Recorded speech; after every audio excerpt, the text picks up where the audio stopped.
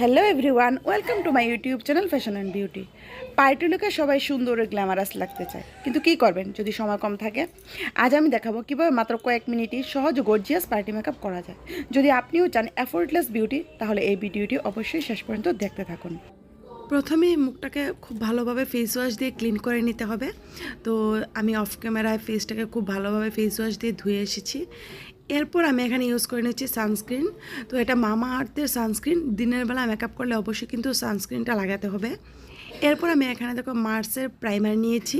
এটা কিন্তু ড্রাই স্কিনের জন্য খুবই ভালো এবং খুব কম প্রাইসের মধ্যে তোমরা এটা পেয়ে যাবে।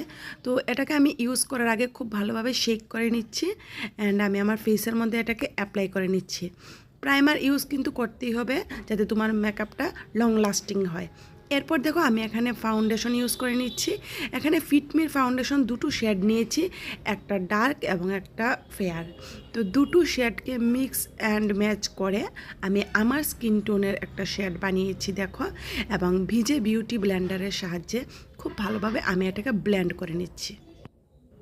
তোমরা যারা হালকা বেস পছন্দ করো তারা কিন্তু বিবি ক্রিমও এখানে ব্যবহার করতে পারো। তো দেখো এখানে আমি ফিটমির ফাউন্ডেশনটা খুব ভালোভাবে ফেসের মধ্যে লাগানোর পর এখানে ক্রিম ব্লাশ ইউজ করছি একটা লিপস্টিক দিয়ে। যে কোনো ক্রিম লিপস্টিক দিয়ে তোমরা ক্রিম ব্লাশটা ইউজ করতে পারো, তাহলে কিন্তু এটা লং লাস্টিং হয়। তো দেখো পাউডার ইউজ করার আগে আমি ক্রিম প্রোডাক্টগুলো আগে লাগিয়ে নিচ্ছি। তো বিউটি ব্লেন্ডারের সাহায্যে লাগালে এটা খুব ভালোভাবে ব্লেন্ড হয়, স্কিনের সাথে মিশে যায়। এরপর আমি লুজ পাউডারের সাহায্যে আমার ফাউন্ডেশনটাকে সেট করে নিচ্ছি। তো এখানে আমি ব্যানানা লুজ পাউডার ইউজ করছি। তো আমার মতো যারা ডার্ক স্কিন টোনের আছো তারা কিন্তু অবশ্যই ব্যানানা লুজ পাউডার ইউজ করবে। তো দেখতেই পাচ্ছ আমি খুব ভালোভাবে লুজ পাউডারটা দিয়ে আমার ফাউন্ডেশনটাকে খুব ভালোভাবে সেট করে নিয়েছি। তো ঘামলেও কিন্তু আমার ফাউন্ডেশনটা কিচ্ছু হবে না। এরপর আমি আমার আইব্রো দুটোকে ড্র করে নিয়েছি একটা আইব্রো পেন্সিলের সাহায্যে। এরপর দেখো ফেসটাকে চকচকে দেখানোর জন্য আমি এখানে হাইলাইটার ইউজ করব। তো এখানে আমি এই শেডটা ইউজ করছি, যেটা একটু হালকা গোল্ডেন শেড। তো এটাই আমি বেশিরভাগ ইউজ করে থাকি, আমার খুব ভালো লাগে এই শেডটা। তো এটাই আমি আমার চিক্সের মধ্যে, নোজের মধ্যে, ফরহেডের মধ্যে, থুতনির মধ্যে যেখানে যেখানে হাইলাইটারটা লাগানো হয় সেই জায়গাগুলোতে আমি এটাকে খুব ভালোভাবে লাগিয়ে নিলাম। দেখো খুব সুন্দর এই কালারটা এবং একদমই চাঙ্কি লাগছে না। অনেক হাইলাইটার ইউজ করলে দেখবে ফেসের মধ্যে আলাদা আলাদা একটা কেমন যেন লাগে, একটু চাঙ্কি ভাব লাগে, কিন্তু আমার এই হাইলাইটার ওরকম নয়। এরপর আমি এখানে কে বিউটির কাজল ইউজ করছি। তো দেখো খুব ভালোভাবে আমি কাজলটাকে আমার আইলিডের মধ্যে একটু মোটা করে লাগিয়ে নিলাম এবং একটা ব্রাশের সাহায্যে কাজলটাকে খুব ভালোভাবে ব্লেন্ড করে নিয়েছি।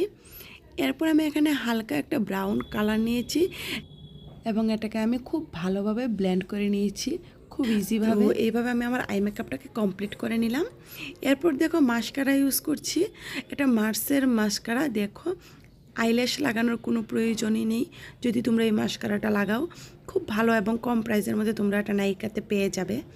এরপর আমি এখানে মার্সের লিপস্টিক প্যালেট ইউজ করছি। তো এখানে আমি ওমরে এফেক্ট ইউজ করে দিচ্ছি। তো দেখো এইভাবে আমার লিপস্টিকটা দিয়ে দিলাম অ্যান্ড এই হলো আমার ফাইনাল লুক।